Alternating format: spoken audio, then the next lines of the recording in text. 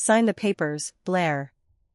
The transfer is already filed. Lyra and I are the legal owners of this place now, and you are done pretending you built any of it alone.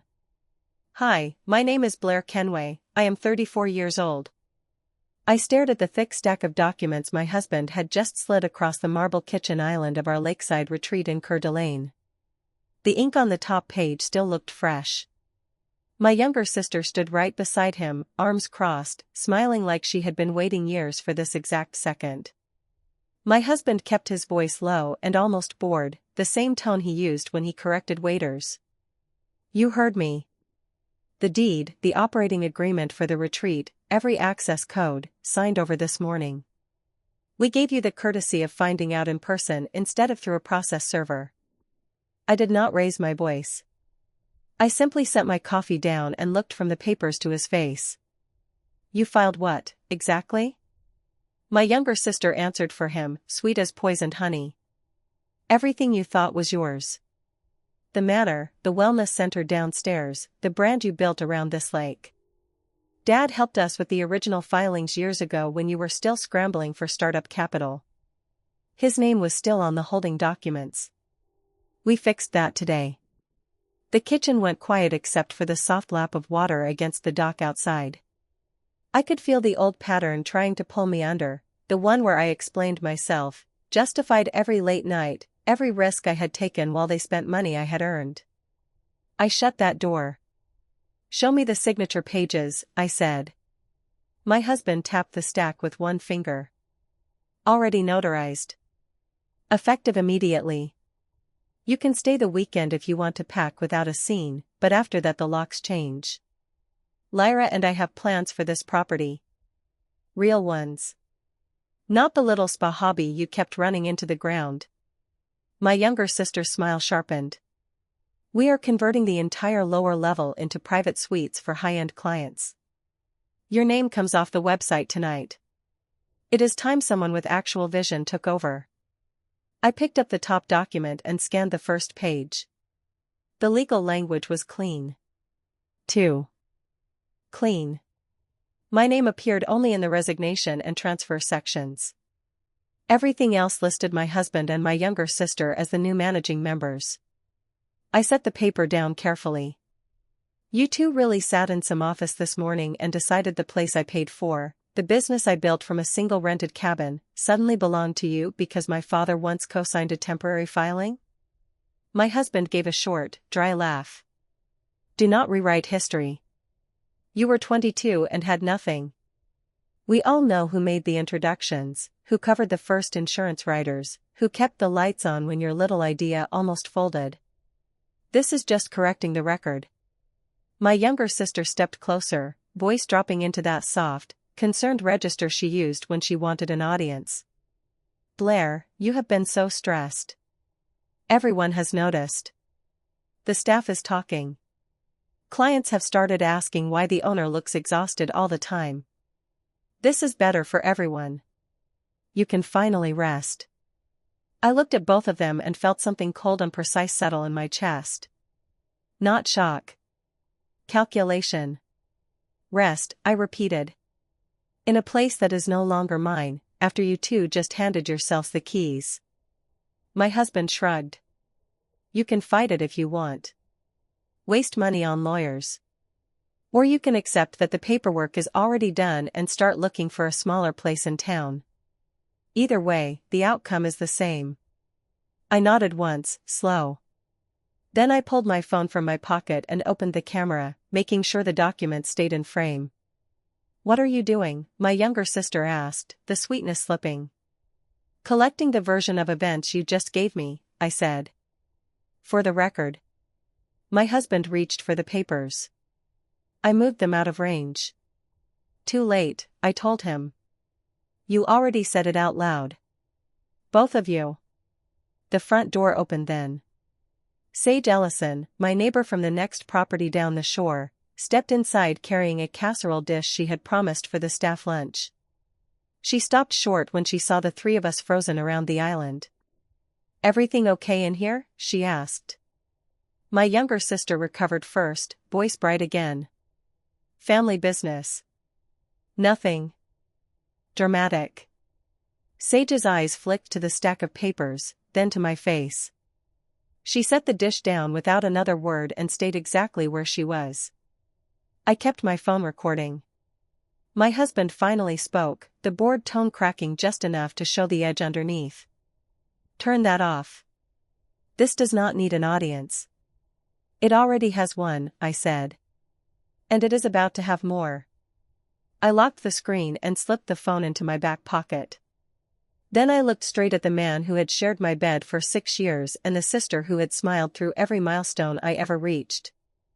You filed the papers, I said. Good. Now we get to see what else is filed under those same names. My younger sister's smile faltered for the first time. Outside, a boat engine started on the lake, loud enough to cover the silence that followed. If you have ever watched someone you trusted hand you legal documents like a gift and call it love, tell me in the comments how long it took before you stopped explaining yourself and started collecting proof instead. The boat engine faded across the water, leaving the kitchen even quieter than before. Sage stayed planted by the counter, casserole forgotten, eyes fixed on the papers my husband still refused to pull back. My younger sister recovered first. She smoothed her blouse and gave Sage the soft, practiced smile she used on anyone who might talk later. This is private, Sage. Family matter. You should probably head home. Sage did not move. Blair invited me for the staff lunch. I am not leaving until she says so. My husband exhaled through his nose, the sound sharp with irritation. Fine. Stay. Watch. It changes nothing. The transfer is already recorded with the county. The wellness center, the brand, the land, all of it sits under the new LLC now. Blair signed the original formation documents years ago when she needed capital. My name and Lyra's are simply correcting the ownership that should have been there from the start. I kept my voice even. I never signed anything that made either of you owners. I know exactly what I signed. My younger sister tilted her head, voice dripping with false concern. You were exhausted back then. Working. Double shifts, borrowing from anyone who would listen. Dad stepped in. He made sure the filings protected the family. You just never bothered to update them once things got comfortable. I looked at her and felt the old bitterness rise, clean and useful. Comfortable. That is a generous word for the years I spent sleeping on a fold-out cot in the old cabin while you two posted vacation photos. My husband cut in, tone colder now. We are not doing the martyr routine today. The papers are filed. The staff will be told this afternoon. You can either cooperate with the transition or force us to involve the sheriff when the new locks go on Monday. Sage spoke up, quiet but steady. I think Blair should call someone before anyone changes locks. My younger sister laughed, short and bright. Call who? A lawyer who will charge her by the hour to explain that the documents are valid. Be realistic. I picked up my phone again. Not to record this time. I opened my contacts and scrolled until I found Drake Mercer, the colleague who handled compliance for the retreat's vendor contracts. I stepped onto the back deck, closed the sliding door behind me, and dialed. He answered on the second ring. I kept the explanation short. I need you to pull every formation document, every amendment, and every capital contribution record for the original LLC. Today. And I need a witness statement from anyone who was present when the first papers were signed. Drake went silent for a beat. Blair, what happened? My husband and my younger sister just handed me a transfer package and told me the property is theirs. I want the full paper trail before the end of the day. I will start now, he said. And I will send you a secure link for anything I find. I hung up and walked back inside. My husband was already on his own phone, speaking in the clipped voice he used with contractors. My younger sister had moved to the window, watching the lake like the view still belonged to her. Sage met my eyes and gave a small nod. She had heard enough. An hour later the first text from Drake arrived. I opened it at the kitchen island while my husband and my younger sister argued quietly about which suite to renovate first. The message was short: original formation shows sole member as Blair Kenway. No amendments adding Reese Kenway or Lyra Shaw appear in the state database. The documents they showed you list a different filing number. Checking further. I read it twice. Then I screenshotted the message and sent it to myself for the record. My husband noticed the change in my posture. Something useful, or are you still pretending this is a misunderstanding? I set the phone face down. The filing number on your transfer package does not match the original LLC. Drake is pulling the full history. My younger sister's smile flattened. Drake works for the retreat. He works for us now. You do not get to send him on errands. He works for the entity that still lists me as sole member, I said. Until that changes in the actual state records, he answers to me. The front door opened again. My mother and my father walked in without knocking, the way they always had.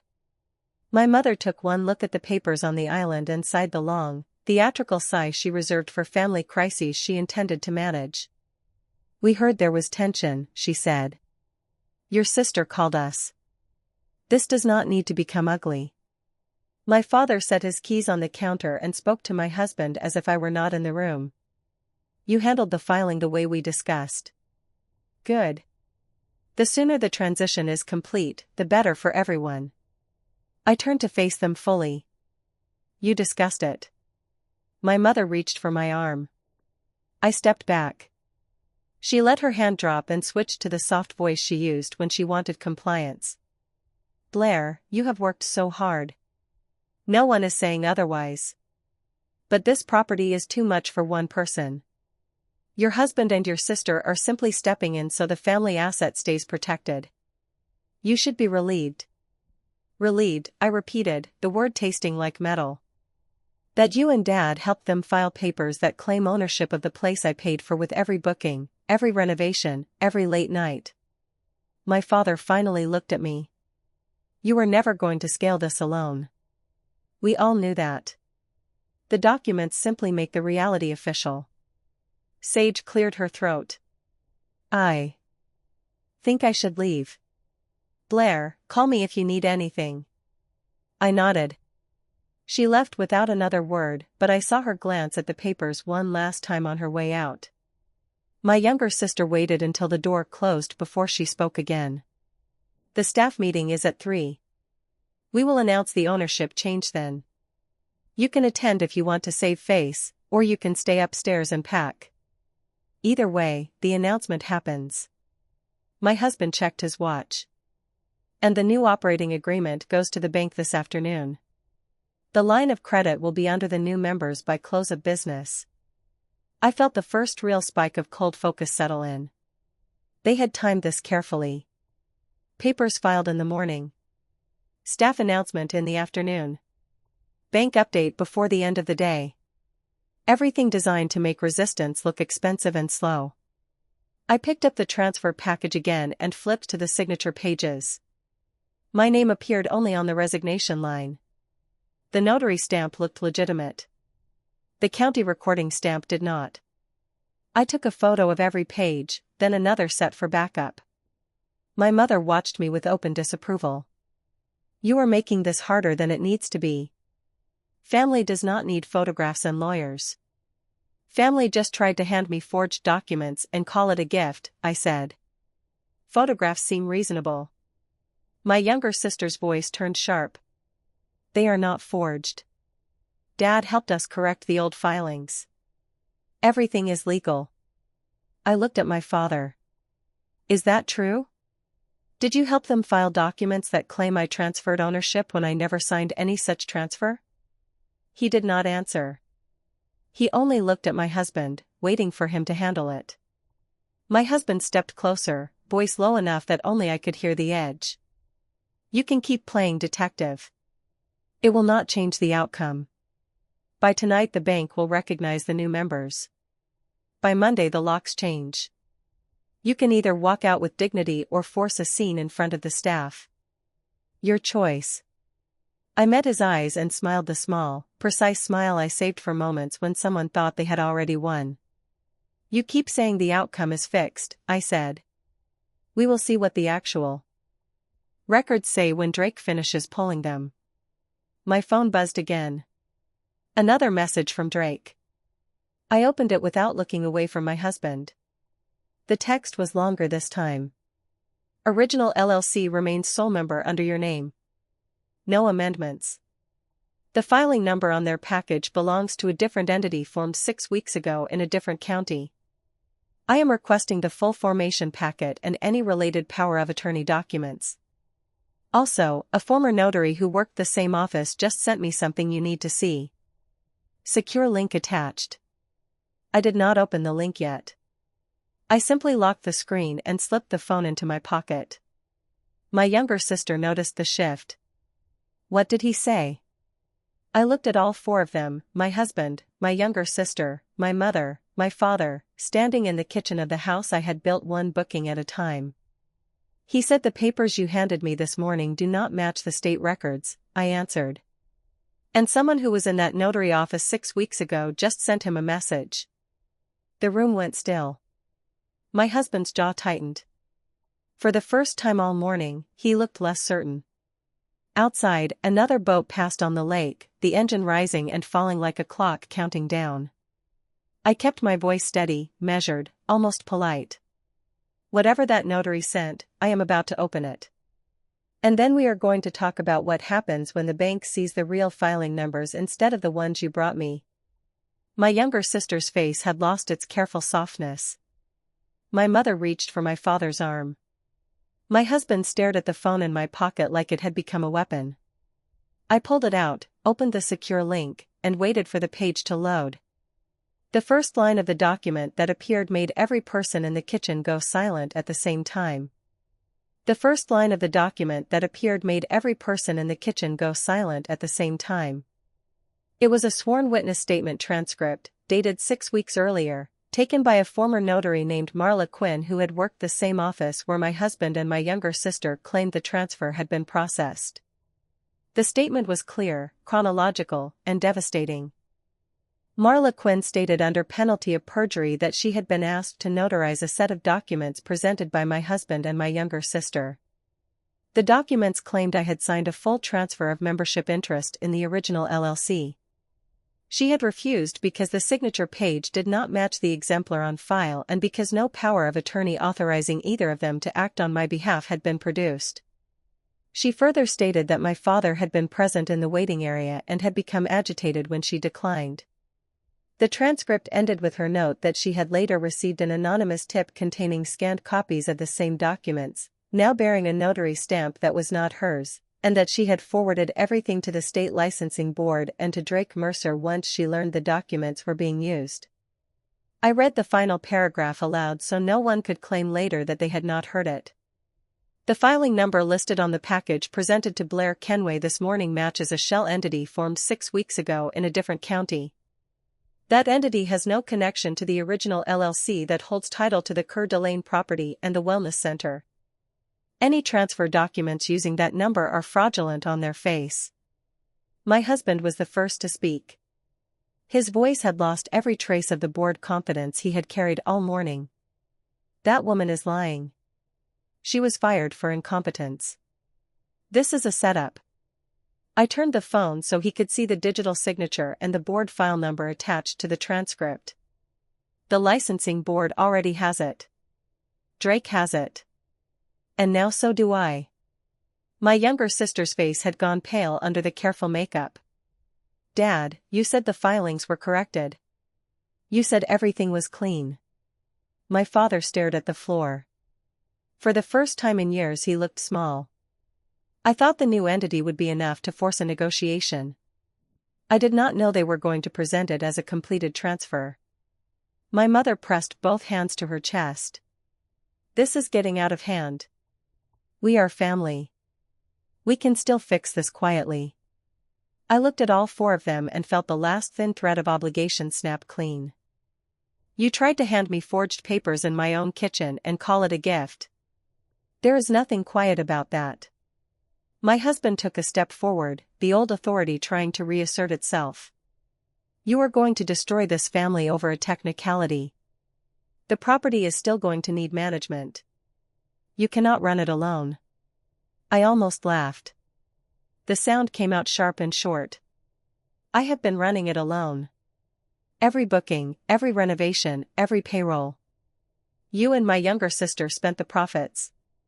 My parents co-signed a temporary filing years ago and decided that gave them permanent ownership rights. That is not management. That is theft dressed up as concern.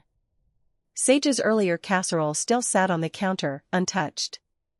I thought of her standing in this kitchen an hour ago, refusing to leave when she sensed something was wrong. Drake's messages. Marla Quinn's transcript. The anonymous tip that had reached the notary in the first place. Allies I had not even known were watching. My phone buzzed again. A new message from Drake. Bank has been notified of the discrepancy. Line of credit remains under the original LLC. Staff meeting is postponed pending clarification. Also, the anonymous tip that reached Marla Quinn came from a secure email that traces back to a device registered to Sage Ellison. She sent the scans the same day the shell entity was formed. She has been collecting evidence for weeks. I read that part twice. Then I looked up at the 4 people who had spent the morning treating me like an inconvenience to be managed. The recording I made earlier is already backed up, I said. The transcript is already with the licensing board. The bank has the real filing numbers. And the person who sent the first warning about your shell entity is someone you dismissed as just a neighbor. My younger sister's voice cracked. You cannot seriously go after your own family over this. I am not going after anyone, I answered. I am simply refusing to pretend the papers you handed me were real.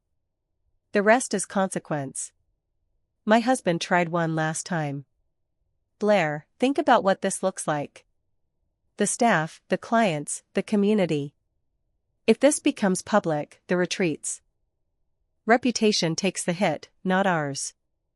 I met his eyes and let the sarcasm cut clean. You already made it public when you planned a staff announcement for 3 o'clock. You just did not plan on the documents being fake. My mother reached for me again. I stepped out of range. Do not, I said. You stood here and told me I should be relieved that my own husband and sister were taking my life's work. There is no version of this where I pretend that was love. The silence that followed was heavy and final. By late afternoon, the county recorder's office had issued a formal notice that the shell entity filing had no effect on the original LLC. The bank froze any attempt to move the line of credit. The staff, once they saw the real documents Drake shared, chose to stay. My husband packed a bag and left without another speech. My younger sister followed, already on the phone with someone who might still believe her version. My parents drove away in the same car they had arrived in, the same car that had once carried the temporary capital I had repaid with interest years earlier. I did not watch them go. 3 weeks later, the licensing board opened a formal inquiry into the notary stamp that had appeared on the forged package. My husband and my younger sister retained counsel. My parents stopped calling once they realized the calls were being logged. The old support network, the one built on shared blood and selective memory, was gone. What remained was quieter, smaller, and entirely mine. I kept the lakeside retreat. I kept the brand. I kept the records that proved every dollar and every signature. The victory was clear and complete on paper. The tension it left behind was quieter and more permanent. Some losses do not announce themselves with drama. They simply settle into the space where family used to be and refuse to leave. I still walk the dock some evenings and feel the absence like a cold current under the surface. I do not regret the boundary. I only notice, every single time, that the people who demanded loyalty never offered it first. Thank you for listening to my story. If you have ever had to choose self-respect over the version of family that only loved you when you were useful, share your boundary moment in the comments. I read them all.